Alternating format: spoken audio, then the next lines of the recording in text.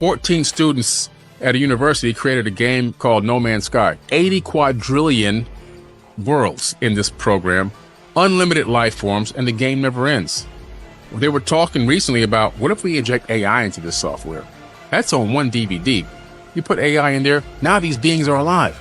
Hey, who made us? Where did we come from? Who's our God? When does the Big Bang start? The Big Bang is when we turn on the console.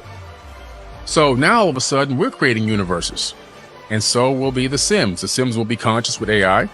The Sims are going to create programs and software within the program, and then they're going to create a universe. I think that there's many layers to reality, and I don't think we're close to base. I think that we're just one of Google's of actual simulations that are running simultaneously. Este es No Man's Sky, un juego que con el tiempo logró su redención, cumpliendo con ser la experiencia de exploración espacial que tanto prometieron. Pasó de tener críticas negativas a extremadamente positivas, pero la verdad es que eso lo logró desde hace ya un par de años, y hasta el día de hoy, este título no ha dejado de actualizarse con nuevo contenido. No, por favor, otra actualización más no. Sí, con el tiempo se ha definido como una de las mayores experiencias de exploración espacial en los videojuegos. Y claro que hay un héroe detrás de estos logros, su querido creador, un hombre que tomó la dirección del proyecto desde el comienzo, incluso en su lanzamiento, cuando fue un desastre y recibió amenazas de muerte.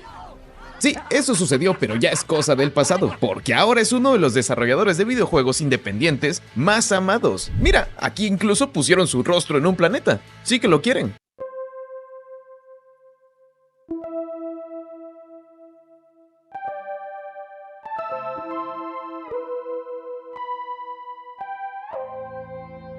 From day one, it's definitely been like sci-fi book covers. The colourful worlds you'd see on the front of like Asimov or Clarke. So people like Chris Foss or John Harris, those kind of artists that would create these kind of science fiction worlds that, I want to go there, I want to explore that world. And that's kind of the visual, the kind of vibe we're trying to get with No Man's Sky.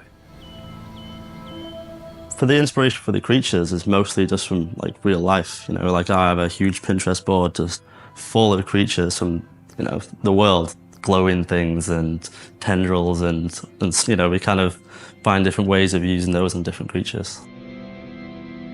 As you get close to the centre, things become a little bit more unsettling and things start to become unusual. That's how we keep that sense of progression that you want to keep going to the next planet, because for me, when I'm playing the game, that's always what I'm doing. I want to get to the next planet just to see what weird thing am I going to see next?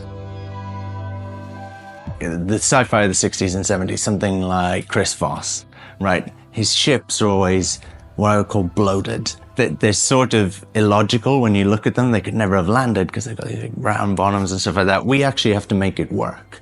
So we're trying to take these ideas and these crazy, vibrant colors, and we're trying to make it into something that's real, that you could actually walk around, that would be good for like gameplay purposes. I think that's the No Man's Sky style. It's kind of artistic and, it looks a little bit painterly, but you can hopefully feel like it's a real place. There's some sense of reality and scale that makes sense. When the guys, because originally there were 4 of the guys, kind of putting together the very base structure of the game, when they started talking about creating a procedural game, it was pretty much the first time that I'd heard that word used so frequently, It's the first time I've done any procedural art. You get much more value for the individual parts you make. You're not making a part and then that's it. That part gets used on loads of different creatures or ships and stuff. Basically, you have to have the bigger picture in mind at all times, because you might be making a tiny piece of a creature or an NPC, say an ear or something like that, but that ear could show up on any creature, at any point in the game. It's definitely been a big learning process, but it's just so interesting to see all the kind of things it comes up with, creatures that we didn't think would be flying around or walking on 2 feet, and you just, you'd never, as an artist, be like, I'm just going to make this creature do this, but it's just really interesting to see all the variation.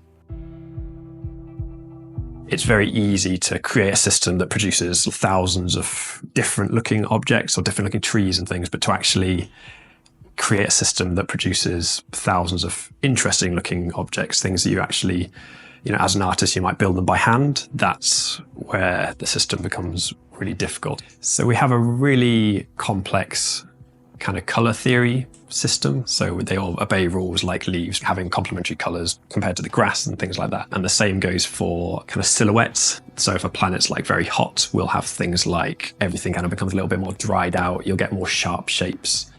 A planet has a personality. That's kind of what we're going for.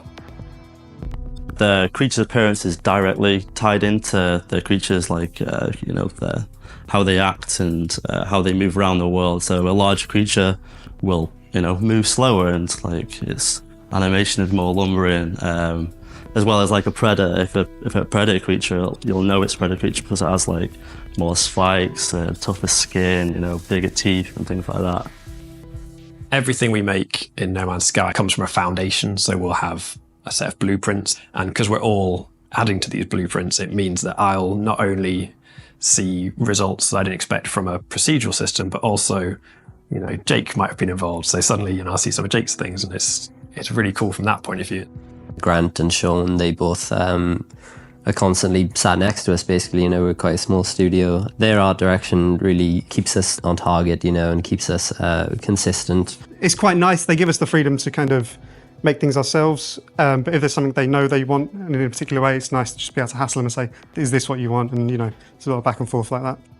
If you're working on anything creative, like, you instantly lose perspective. I find it all the time, just doing my own work. So I think that's what me and Grant, to a larger extent, are there for, to just kind of keep that perspective, keep that fresh set of eyes. We definitely have a vision, but I think that's shared by all the team. I'm just there to just keep repeating the same things over and over again.